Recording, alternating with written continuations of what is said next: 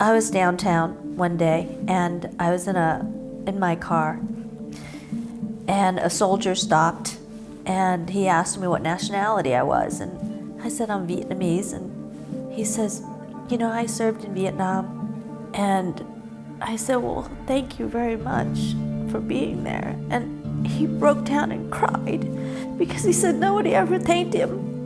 I mean, I would give my life for his. I mean, just to know that he sacrificed and to feel like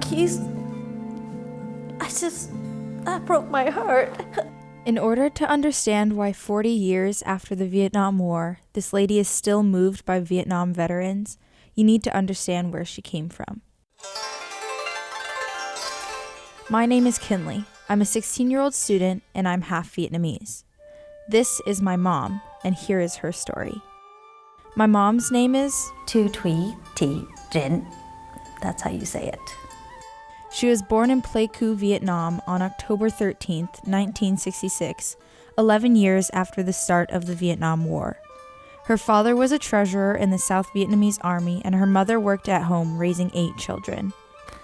Well, what I remember growing up in Vietnam, well, we walked a lot. There's a lot of dirt, played in the mud, a lot of rain. Our life was focused on education. And living on a military base, it was exciting to say the least. For a short time, my mom's childhood was similar to these Vietnamese children today. Her favorite memories are meals with the family. Just having all this crab and seafood and whatever food just poured on the table, and there's 10 of us around the table and just going at it. That was really fun. But that didn't last. Life in South Vietnam became very difficult. On the day that my oldest brother had to go off to an academy, you started hearing bombings from far away. My dad gathered our family and took us into the bunker. And as you're sitting in the bunker, you can hear the bombs. The noise just kept getting closer and closer. And next thing we know, it was next door. On April 27th, 1975, the childhood my mom knew officially ended, and the moment they had feared finally came to life. And then we got out into this field, and we had to pair off. My mom's older brother and youngest sister were caught in the middle of a shoot-off and lost the rest of the group. My grandfather ran in the opposite direction to get away and was wounded in the thigh and lower back. So we kept going, and we looked back and we couldn't see our dad anymore and our brother. I mean, I know what it's like to run for your life, because that's what it was. People just running for their lives. My mother and her group reached the boat that her mother organized for the escape.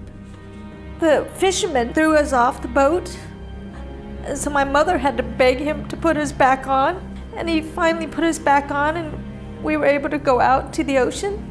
We lost everything. We lost all of our luggage, all of our belongings. While boarding the boat, my grandmother suffered a serious injury in need of medical attention. So my mom and her 4 siblings went without their mother for a short period of time. But lucky enough, just as they were getting their paperwork together to come to the United States, they were reunited with her. Finally, they were able to go to America, leaving behind 3 siblings and their father. My mother was moved from Vietnam to Guam to Arkansas, and while in Arkansas, they found a woman who belonged to a Mormon church in Santa Monica, California, who would sponsor my mother's family. Starting a new life in the U.S. without her father and siblings was especially painful. From that moment on, we just wondering where they were. We were hoping they'd catch up to us, but they never did. But they persevered, and once settled, found out the family they left behind was still alive. So my grandmother began working 16-hour days to save money to move them to America.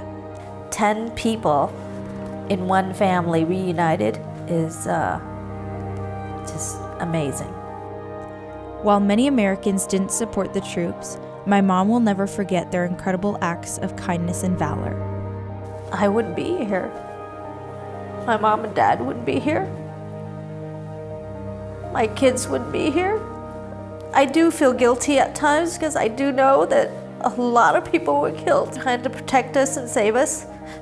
I owe it to the American soldiers, and I really so grateful. Now that's why over 4 decades after the war, that lady, my mom, is still moved every time she sees a Vietnam veteran.